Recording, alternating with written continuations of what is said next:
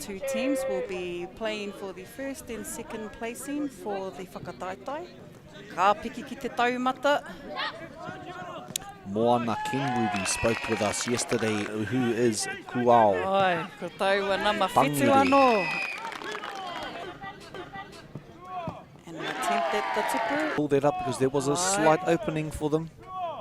And there he is. Trying to pass, trying to get through to his kua tai e nei ki te whiringa toa.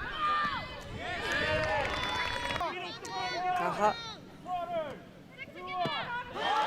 And a water, yes. His foot was in zone.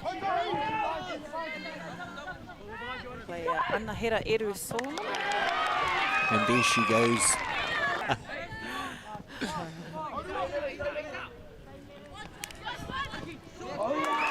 And an attempt for Tupu Manawa.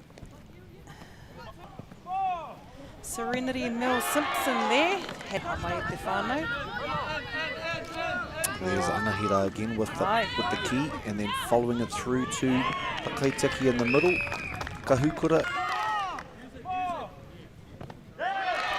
Ngati Porou.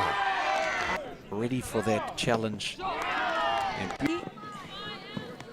Hua nora, ko putātu I te ara. oh, Ko iro hoki e mahue. Ko whana te ki te kaitiaki. Ko hopu kina e Phoenix. And even their kaitautoko are reminding their players, your flag. O te oma. The agility of our kaitākaro. And even the kaha. Saw the poke. Oh, no defence. they like it. Maybe they like it. Maybe it's their thing. Aye. They think to themselves, let's do it again. Tika. Maybe they like them shootouts. And back over. Wairua. Double. Oh, and he's got the sign of it, the tahata o te tupu. Tupu. Oh, no! Kia ra e kimi ai e tahi piro. Tino tata ki te Ko mutunga. Waihoki. Oh! Katai! Ka tihai Ka hoki. tihai a te namatoru o Ngati Porou awanui koia.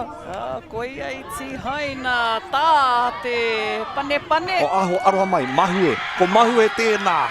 Ko mahi ko tangi te pūtātara. Tino umere ana rātou I tēnei wā o Ngati Porou. Ana. E hi kakamai rā, e whakanui ana rā. A Ngati Porou, ko rātou ngā toa mo tēnei whakataitai. Māori Active.